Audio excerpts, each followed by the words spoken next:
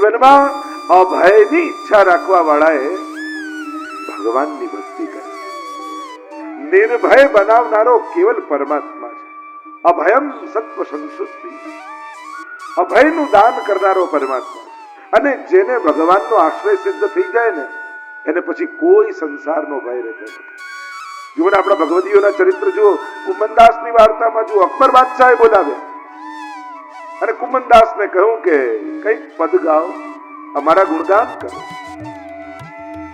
એક તો જવાની ઈચ્છા નહોતી પ્રભુને છોડીને, અને પરાણે બોલાવ્યા અકબર બાદશાહ અને પાછું કહ્યું કે મારા ગુણગાન કરો.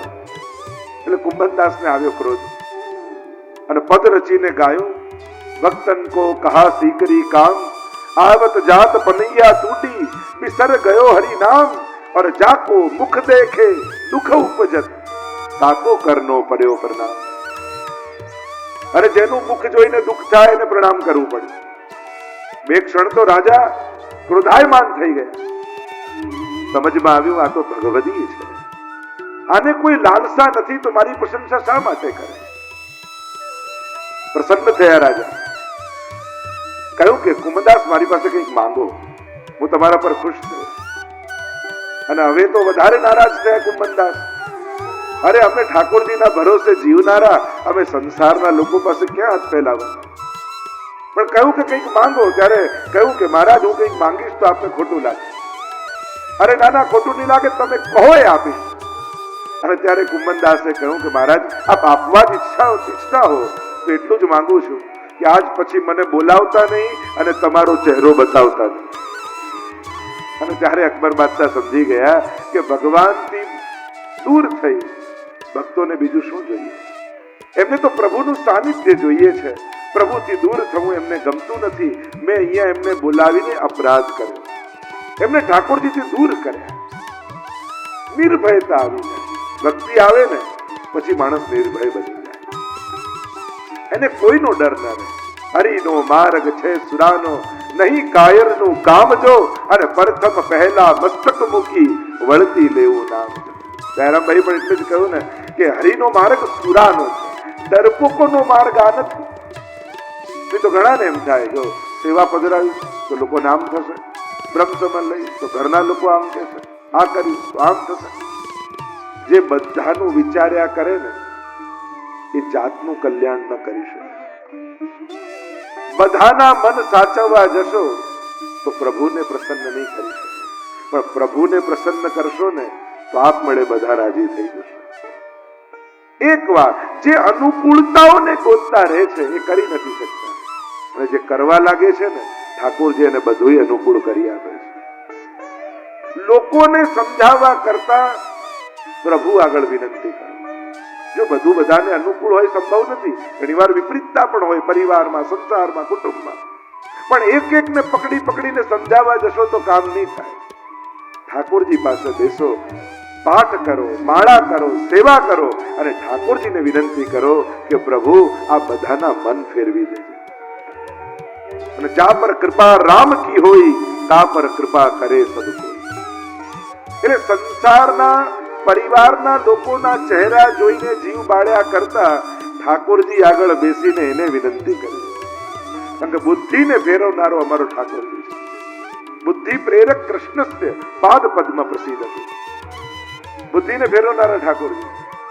એટલે ન માનતા હોય, અનુકૂળ ન હોય એને કહીને ટોકી ટોકીને જીવ બાળીને રહેવા કરતા ઠાકોરજીને કહેવું કે પ્રભુ આ આપના જીવો છે. આણે ભલે બ્રહ્મ સંબંધ નથી લીધું, પણ મેં લીધું ત્યારે આનું સમર્પણ કરી દીધું. તમે બ્રહ્મ સંબંધ લો છો ને ત્યારે તમારા આપ્તજનોના નામ બોલો છો, તમે તમારા સ્વજનોનું સમર્પણ કરી દો. એટલા માટે પ્રભુને કહેવું. લોકોને કહેવા જશો તો ઉદ્વેગ થશે. પ્રભુને વિનંતી કરજો કે પ્રભુ આપ આ લોકોના મન ફેરવો. અને જોજો ઠાકોરજી એવી કૃપા કરશે ને ક્યારે ન આવતા હોય એમના ધીમે ધીમે મન બદલાવા લાગે. મને તો રોજ પ્રસાદી ઠાકોરજીને ધરેલી મિશ્રી હોય ને એ બધાને પ્રસાદ રૂપે આપે. ભગવદ પ્રસાદ પણ મનમાં જશે ને, એના અંદર જશે ને તોય બુદ્ધિ ફેરવાય. પણ હવે આ માનતા નથી, આ કરતા નથી ને એમ કરીને ઘણા લોકોને જોવે જીવન બાળ્યા કરે. એનાથી તો તમારી ભક્તિ છૂટી જશે. આ અમારો લાલન પ્રસન્ન થશે ને. તો બાળક જન્મ્યું હોય ને ત્યારે નાનકડું હોય, 1 મહિનાનું, ચાલતું ન હોય, બોલતું ન હોય, એટલે મા પાસે જ રહેતું હોય. એટલે બાકી બધાને બાળક થયો એનો આનંદ હોય, પણ બહુ વહાલ ના હોય, કારણ કે હજી એના ખોળામાં આવ્યું ના હોય. પણ થોડુંક મોટું થાય, ઘૂંટણીએ ચાલતું થાય અને ધીમે ધીમે દોડતું દોડતું દાદાના ખોળામાં જાય, ભાઈના ખોળામાં જાય, એટલે બધાને ગોદમાં લે એટલે ધીમે ધીમે વહાલ આવવા લાગે. અને પછી તો બધા કહે આજે તો હું રમાડીશું, હમણાં મને આપો. પછી તો બધાને પ્રેમ આવવા લાગે. એમ તમારી સેવામાં પહેલા કોઈ ના આવતું હોય, પછી ધીમે ધીમે પરિવારનો એક વ્યક્તિ આવે કે લાવ હું જારીજી કરું, લાવ હું બહાર જાઉં છું, ઠાકોરજી માટે કઈ લાવવાનું છે. એને ધીમે ધીમે પ્રેમ જાગવા લાગે. ત્યારે માનજો તમારા લાલન હવે મોટા થયા અને ઘૂંટણીએ ચાલતા ચાલતા પહેલા આના ખોળામાં ગયા અને આની ગોદમાં ગયા, એટલે એને વાલ આવ્યું, એને પ્રેમ આવ્યો. એમ અમારો આ લાલન છે ને એક જગ્યાએ બેસો એવો છે જ, એ ધીમે ધીમે ઘરના બધા લોકોને ખેંચી લે. ધીમે ધીમે આ પ્રભુ પધારે એટલે પ્રભુમાં માનતાય ન હોય એ લોકો જોડાવા લાગે. આ સપ્તાહથી મને એ જ કહેતા કે જે અહીંયા એટલી મોટી સંખ્યામાં અમે લોકો છે, બધા એવા છે જે પહેલી વાર જ કથા સાંભળી રહ્યા. અને ઘણા એમ જ કીધું હતું અમે એક દિવસ આવીશું, પછી નહીં આવ્યું, અને હવે 7 દિવસ આવવાનો સંકલ્પ કરી લીધો. ત્યારે માનજો ભાગવતમાં રહેલા ભગવાન એના ખોળામાં ગયા. ઠાકોરજી એને ખેંચ્યા, એને પકડ્યા. આજ પ્રભુની કૃપા છે. આનાથી મોટો પ્રમાણ આપણને શું જોઈએ કે જો ને પ્રભુ આપણને પકડે, ખેંચે છે એની તરફ. કયું શ્રેષ્ઠ પ્રશ્ન કર્યો છે ને, અભયતા એ પ્રભુ આપે. એટલા માટે નિર્ભય થવાનો એક જ, ભક્તોને કોઈનો ભય નથી હોતો, કારણ એને ભગવાન પર ભરોસો હોય. જેટલો ભરોસો કમજોર એટલી ચિંતા મોટી, અને જેટલો ભરોસો મોટો એટલી ચિંતા નાની.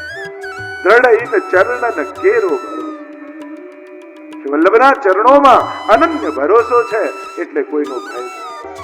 એટલે હવે સાહિત્યકારો એમ કહે ને કે ભગવાન પાસે જઈને એમ ન કહો કે મને બહુ મોટું દુઃખ છે, પણ દુઃખને જઈને કહો કે મારી પાસે બહુ મોટો ભગવાન છે.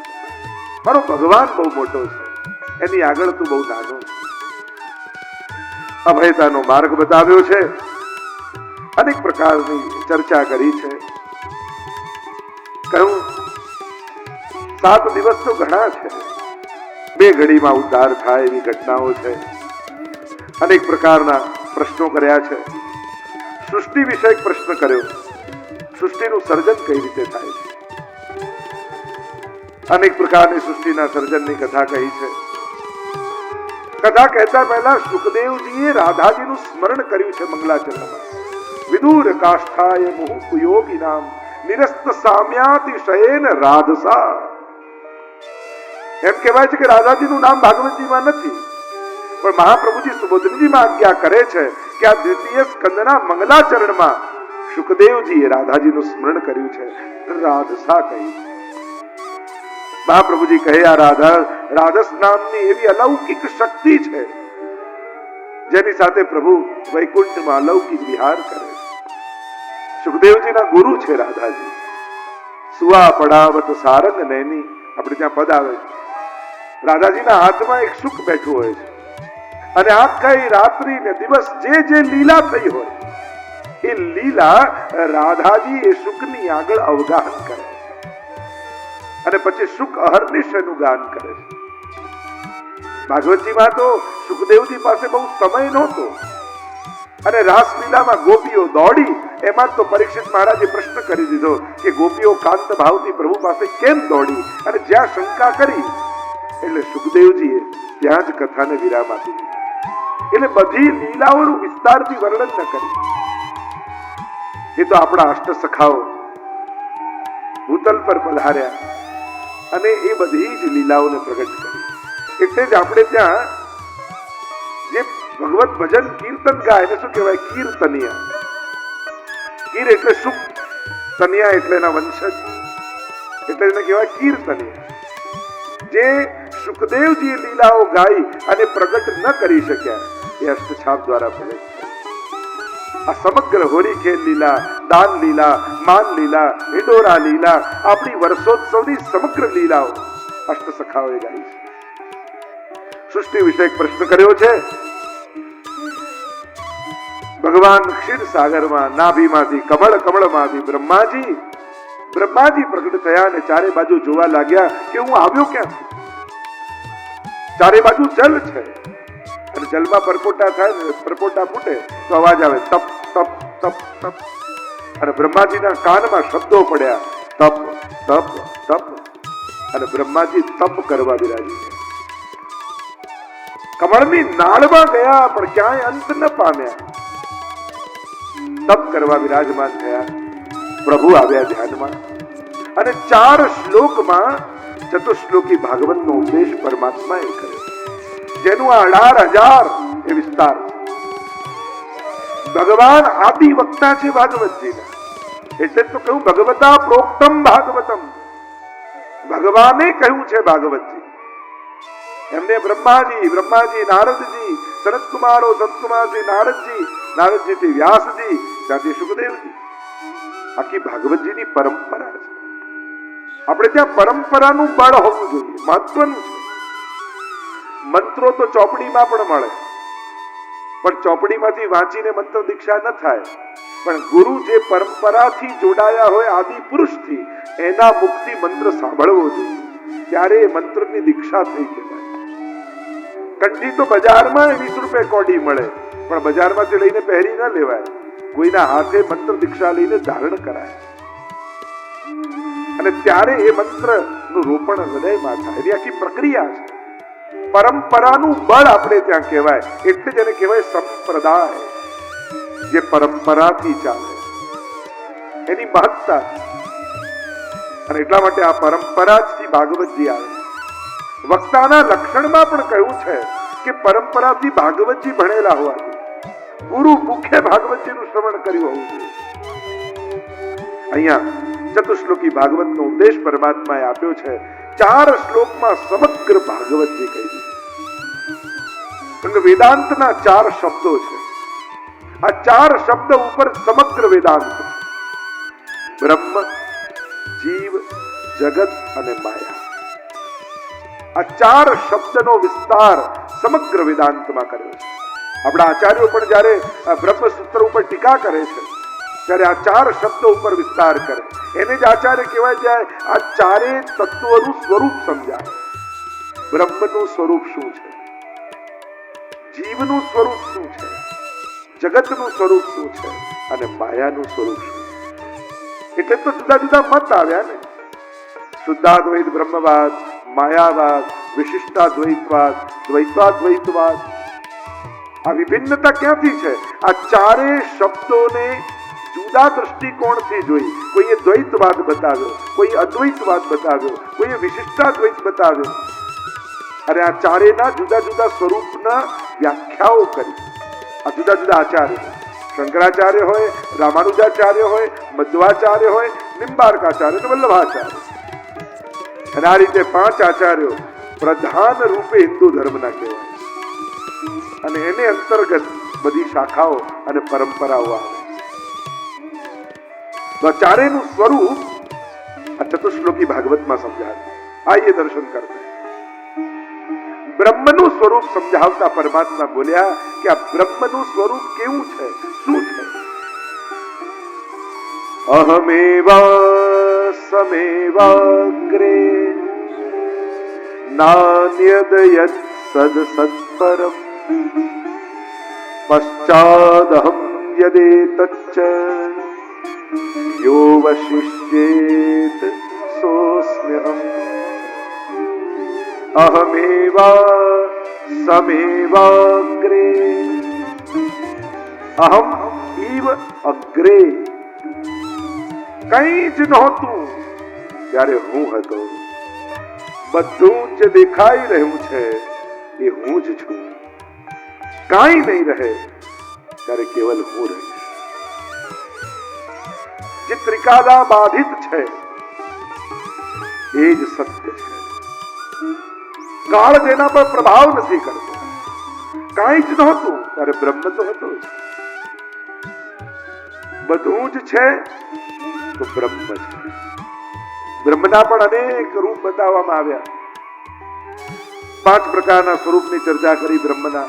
પર સ્વરૂપ, પુરુષ સ્વરૂપ, વિરાટ સ્વરૂપ, ગુણ સ્વરૂપ, અંતર્યામી સ્વરૂપ, અનેક સ્વરૂપથી પરમાત્માના સ્વરૂપોની ચર્ચા થાય. કારણ કે આપણે પ્રાય ઘણા લોકો એમ કે કણ કણમાં ઈશ્વર છે. કોઈ એમ કે તમારી અંદર ભગવાન છે. કોઈ એમ કે તમે જેની સેવા કરો છો એ ભગવાન. તો આમાં સાચું શું? તો કે ત્રણેય સાચું છે.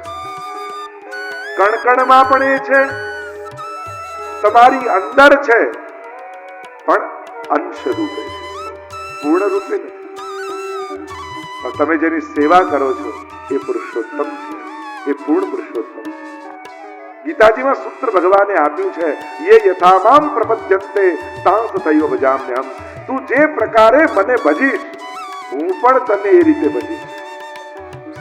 તો ઘણા લોકો એમ કે દુનિયાને જમાડે છે એને આપણે શું ભોગ ધરવાનો?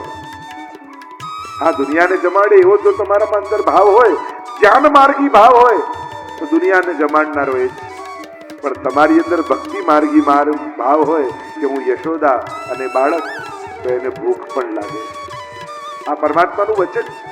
તું જે ભાવે મને ભજીશ હું એ રીતે તને રિસ્પોન્સ આપીશ, હું તને એ રીતે ભજીશ. તારી અંદર માનો ભાવ યશોદાનો હશે તો હું બાળક બની જઈશ. તો ઘણા કે દુનિયાને જગાડનારો, આપણે શું પડાવવાના, શું જગાવવાના? હા, તમારો જો જ્ઞાન માર્ગી ભાવ હોય તો તટસ્થ છે, એ નથી સૂતો, નથી જાગતો. પણ યશોદાનો ભાવ હોય તો એને નિંદ્રા પણ આવે અને જાગે પણ.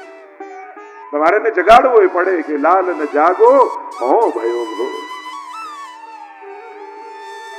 ગીતાજીમાં પણ ભગવાને યસ્માત અક્ષરવતી તો અહમ અક્ષરાદ પિચોત્તમ અતોસ્મિ લોકે વેદે ચ પ્રતિત પુરુષોત્તમ. ત્રણેય રૂપની ચર્ચા કરી. જગત રૂપે દેખાય અક્ષર, અંતર્યામી રૂપે અક્ષર રૂપે બિરાજમાન છે, અને આ બંને જે રૂપ ધારણ કરે એ પુરુષોત્તમ છે, જે આ બધા ભિન્ન ભિન્ન રૂપો ધારણ કરનાર. એટલે આપણે જેની સેવા કરીએ છીએ ને એ પુરુષોત્તમની સેવા કરીએ છીએ. પૂર્ણાનંદો હરિસ્તસ્માત કૃષ્ણ એવ ગતિર્મમ. બ્રહ્મના સ્વરૂપની અનેક પ્રકારની ચર્ચા કરી. એને બ્રહ્મ કયો, એને ભગવાન કયો, એને જ પરમાત્મા કયો, અને એને જ ભાગવતમાં કૃષ્ણ કયો. કૃષિર્ભુવાચકો શબ્દ ણશ્ચ નિવૃત્તિવાચક તયોરૈક્ય પરબ્રહ્મ કૃષ્ણત્યભિધીયતે. કૃષ્ણ શબ્દની વ્યાખ્યા, ડેફિનેશન ઉપનિષદમાં કરવામાં આવી. કૃષિર્ભુવાચકો, ભૂ સત્તાયામ, કૃષ્ણ અર્થ થાય સત્તા, અને અણનો શબ્દ અર્થ થાય આનંદ. જેની સર્વત્ર આનંદ રૂપ સત્તા છે એ જ કૃષ્ણ છે. અને એટલા માટે એ પરમાત્મા નંદ બાબાના ઘરે લાલન બનીને આવ્યા, એ કૃષ્ણ રૂપે ઓળખાય છે પરબ્રહ્મ. આજ પરમાત્મા જુદા જુદા રૂપ નામ વિભેદેન જગત ક્રીડતી યોયત. લીલા કરે અખિલ બ્રહ્માંડમાં એક તું શ્રી હરિ જુજવે રૂપે અનંત ભાસ.